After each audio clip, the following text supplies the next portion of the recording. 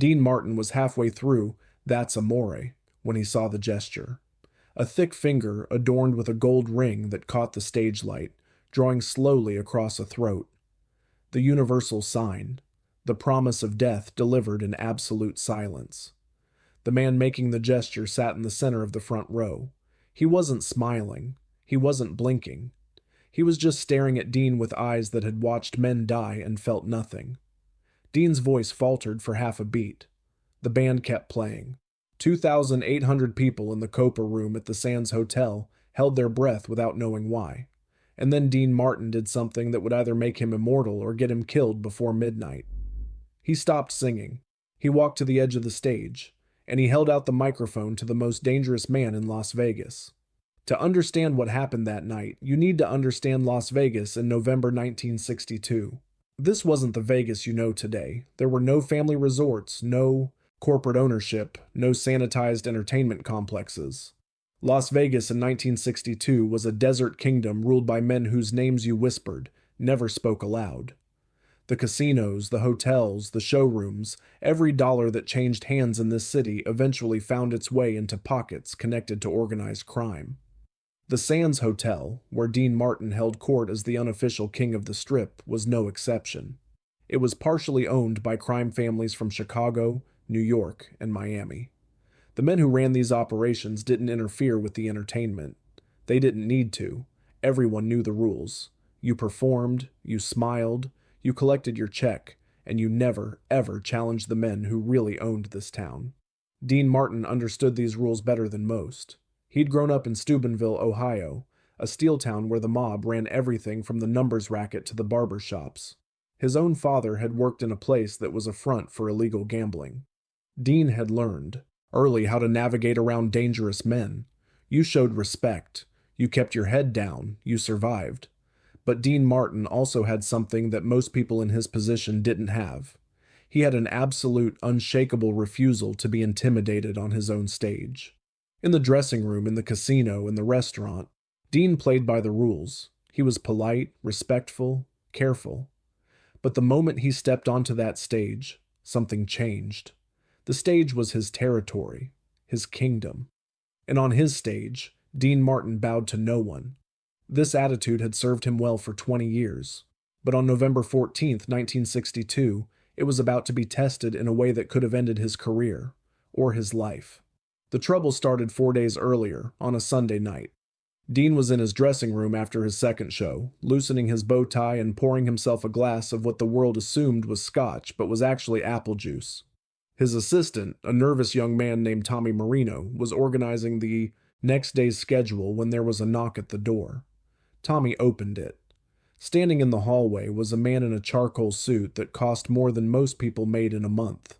He had the build of a former boxer and the eyes of a shark. "Mr. Martin," the man said, not waiting for an invitation. "Mr. Caruso requests your presence at a private dinner tomorrow evening, 9 o'clock, the Villa d'Este." Dean didn't look up from his mirror. "Tell Mr. Caruso I appreciate the invitation, but I've got a show tomorrow night. Maybe another time." The man's expression didn't change. Mr. Caruso was very specific. "He wants to meet with you, tomorrow." Now Dean turned around. He looked at the messenger with the same easy smile he gave everyone. "And I was very specific. I've got a show. Tell your boss I said thanks, but no thanks." The messenger stared at Dean for a long moment. Something flickered behind his eyes. Surprise, maybe, or the beginning of anger. Then he nodded once. "I'll deliver your message." After he left, Tommy Marino looked like he might pass out. Dean, do you know who that was?" "That was Enzo Benedetti. He works for Vincenzo Caruso." Dean went back to removing his makeup. "I know who he works for." "Vincenzo Caruso, the Vincenzo Caruso. The guy who—" "I know who he is, Tommy." "Then why did you just blow him off? You can't say no to these people. Nobody says no to these people." Dean tossed his makeup towel onto the counter. "I just did. I don't take orders from guys who send messengers instead of asking nicely themselves. If Caruso wants to talk to me, he can come to my dressing room and ask like a gentleman." Tommy's face went pale. "You're going to get us both killed." "Nobody's getting killed. Relax. Have a drink." But Tommy couldn't relax, because he knew something Dean either didn't know or didn't care about. Vincenzo Caruso wasn't just connected to organized crime. He was one of the most feared men in the entire Southwest. A capo from the Chicago outfit who had relocated to Las Vegas to oversee the family's casino interests. He had a reputation for two things: making money and having a temper that scared even other mobsters. People who crossed Vincenzo Caruso had a way of disappearing. Not dramatically, not publicly, they just vanished. One day they were there, the next day they weren't, and nobody asked questions. And Dean Martin had just told this man's messenger to go away. The next night, Monday, Dean performed his usual show. The songs, the jokes, the effortless charm that made audiences feel like they were at a private party with their best friend. After the show, he was heading to his suite when Tommy intercepted him in the hallway. "Dean, we have a problem." "We always have problems." "What now?" "Mr. Caruso sent another message. He's not happy." Dean kept walking. "What did he say?" "He said he doesn't appreciate being refused. He said he's giving you one more chance to accept his invitation. Dinner tomorrow. Night, he'll send a car." Dean stopped at the elevator and pressed the button. "Same answer. I've got a show." "Dean, please, I'm begging you. Just take the meeting. 1 hour, that's all. Whatever he wants, just listen to him. Apologize for Sunday. Smooth this over." The elevator doors opened. Dean stepped inside and turned to face Tommy. "Let me explain something to you. The moment I go running because someone snaps their fingers, I'll be running for the rest of my life.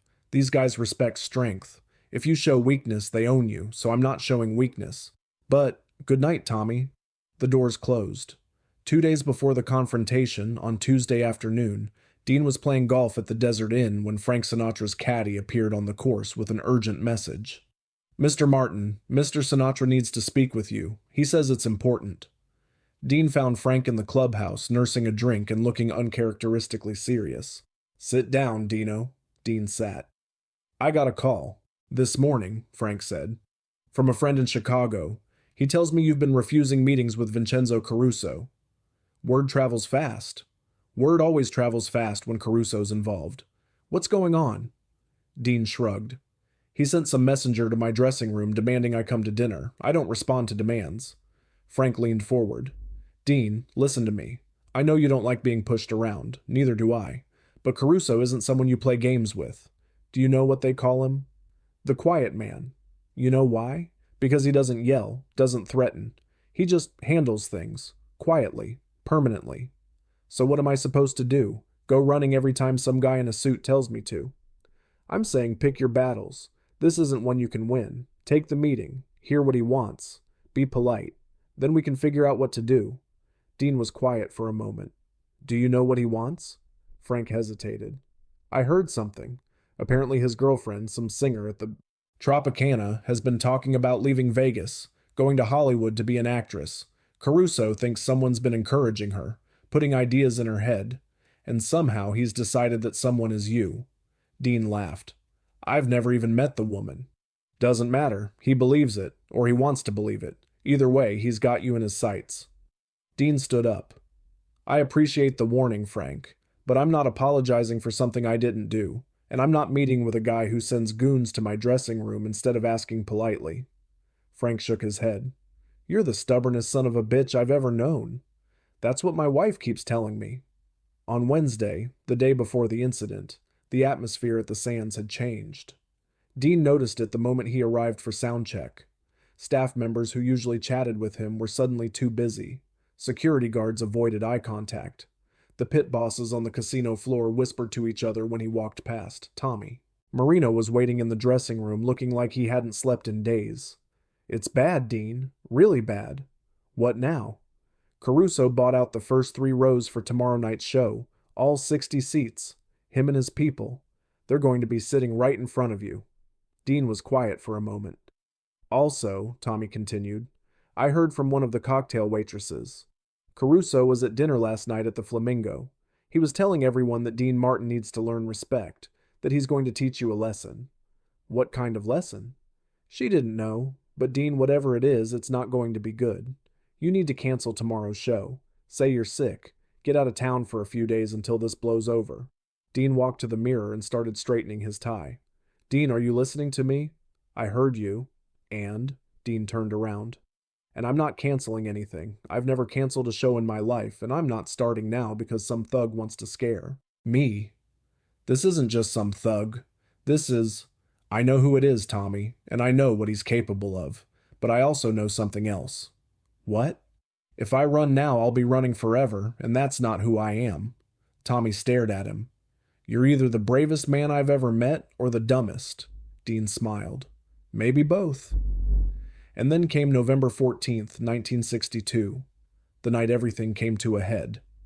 Dean Martin arrived at the Sands at 7:30 p.m. for his 9:00 show. The backstage area was tense. Word had spread about Caruso and his men. Crew members were nervous. The band was nervous. Even the cigarette girls were nervous. Tommy met Dean at the stage door. They're here, all of them, first 3 rows. Caruso's in the center, front row, directly in front of the stage. Dean, please, it's not too late. We can say you have food poisoning. Nobody would blame you. Dean adjusted his cufflinks. How's my tie? Your tie is fine. Dean, then I guess I'm ready. At exactly 9:00 p.m. the lights dimmed. The orchestra began to play, and Dean Martin walked onto the stage of the Copa Room. The first thing he saw was Vincenzo Caruso. The man was impossible to miss. He sat in the exact center of the front row, wearing a charcoal suit and a blood-red tie. He was heavy-set, maybe 250 pounds, with thick hands and a face that looked like it had been carved from granite.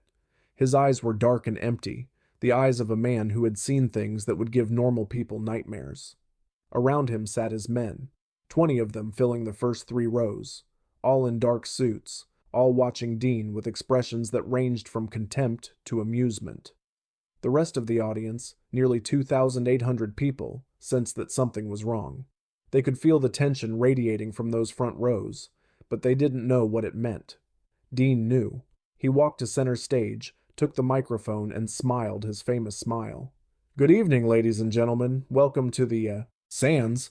I see we've got some special guests in the front rows tonight. I hope you fellas are comfortable down there. If you need anything, drinks, cigarettes, cement shoes, just let the waitress know. A few nervous laughs from the crowd. The men in the front rows didn't react. Dean nodded to the band. They began to play Ain't That a Kick in the Head. He sang the first verse, moving around the stage with his usual casual grace, but his eyes kept drifting back to Vincenzo Caruso. The mob boss sat perfectly still, not clapping, not smiling, just staring at Dean with those dead eyes. The song ended. Polite applause from the audience, silence from the front rows. Dean moved into his comedy routine.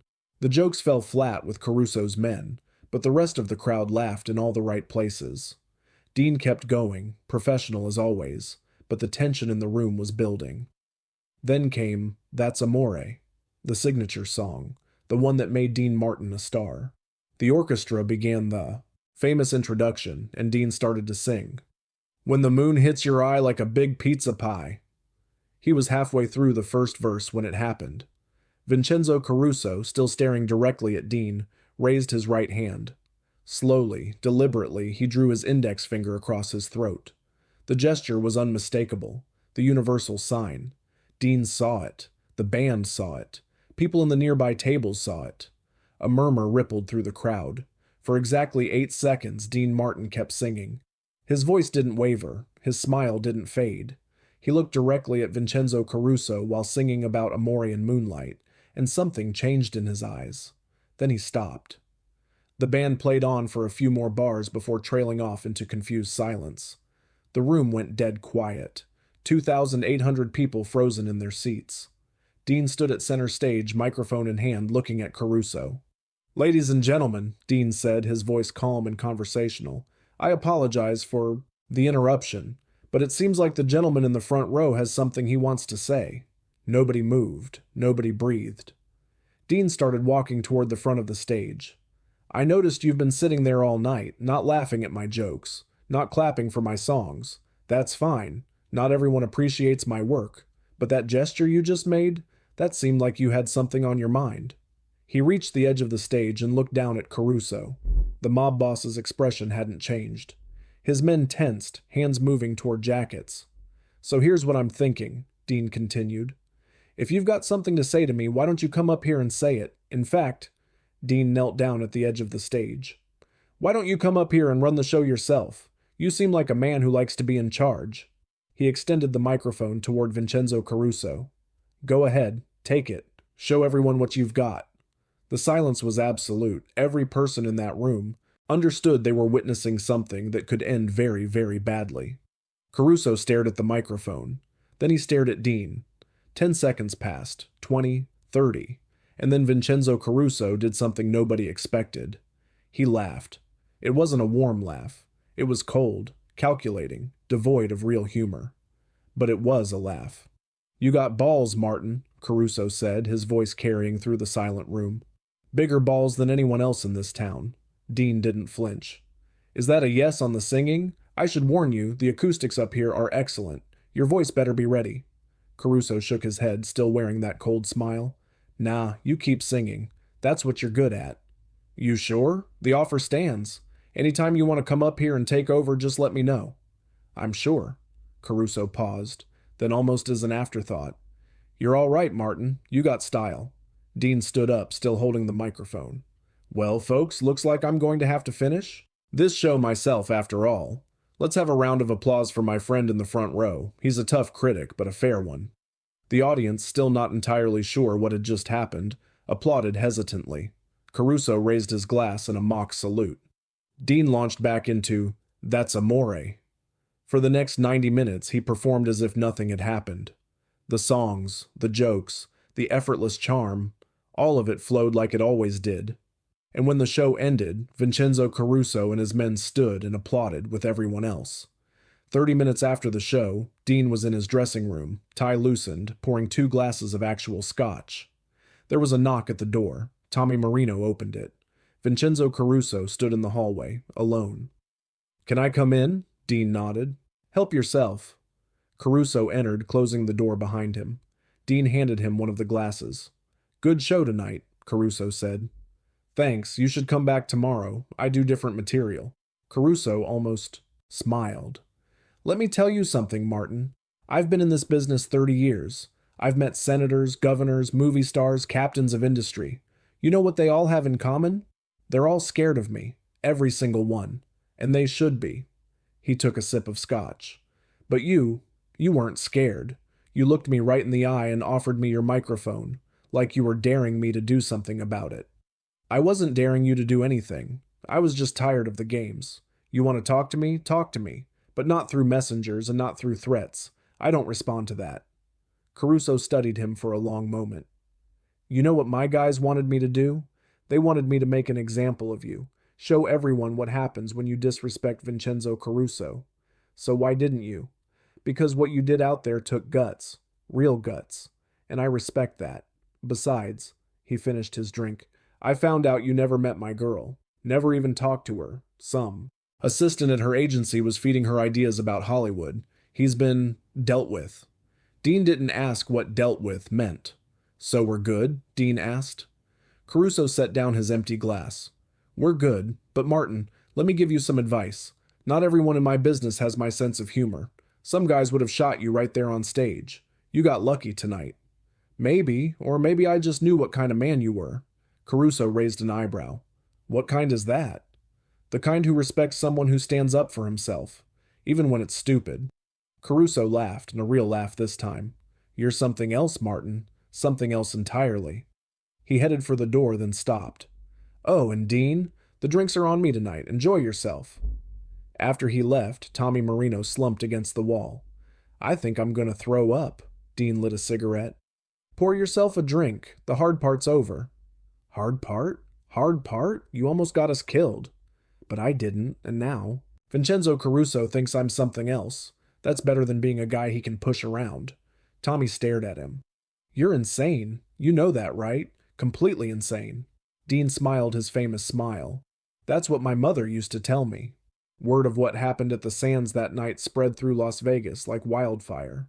By the next morning, every showroom manager, every casino boss, every entertainer in town had heard the story. Dean Martin had stood up to Vincenzo Caruso. He'd offered the mob boss his microphone, dared him to take it, and lived to tell the tale. The story grew with each retelling. Some versions had Dean pulling out a gun. Others had Caruso actually going up on stage. None of them were true, but they all pointed to the same thing. Dean Martin had done something nobody else in Las Vegas would have dared to do. For a while, there were whispers that Dean might face retaliation. The mob didn't like being embarrassed, even if Caruso himself had let it slide. But nothing happened. If anything, Dean's standing in the Las Vegas power structure actually improved. The men who ran the casinos started treating him with a different kind of respect. Not the fake deference they showed to other entertainers, but genuine respect. Frank Sinatra called Dean the morning after the incident. "I heard what you did. Are you out of your mind?" "Probably. Caruso could have had you killed. But he didn't. He bought me a drink." Frank was quiet for a moment. Then he laughed. "You crazy bastard. I don't know whether to congratulate you or have you committed." "Why not both?" Dean and Vincenzo Caruso never became friends, but they developed an understanding. Over the years, whenever Caruso came to the sands, Dean would acknowledge him from the stage, and Caruso would raise his glass in that same mock salute.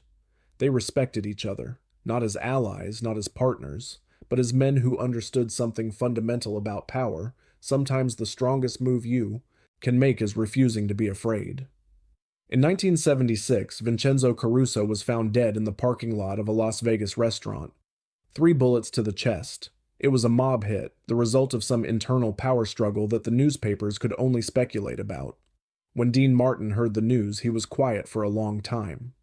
He was a tough man, Dean finally said, but he was fair. In his own way, he had honor. Nobody else at the table understood what Dean meant, but Dean understood. He remembered that night in 1962, when Vincenzo Caruso could have had him killed and chose to laugh instead.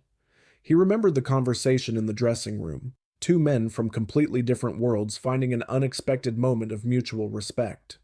Years later, when interviewers asked Dean about that night at the sands, he always downplayed it. "People make too much of it. Some guy was being disruptive, so I addressed it. That's all. Part of the job." But those who were there knew better. They'd seen something rare.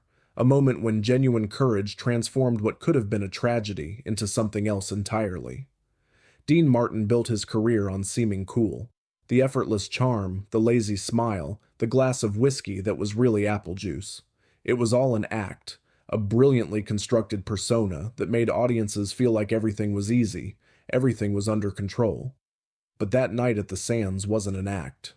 When Dean Martin walked to the edge of that stage and held out his microphone to one of the most dangerous men in Las Vegas, he wasn't playing a character. He was being exactly who he really was, a man who refused to be intimidated, no matter the cost. When Dean Martin died on Christmas Day 1995, the lights on the Las Vegas Strip were dimmed in his honor.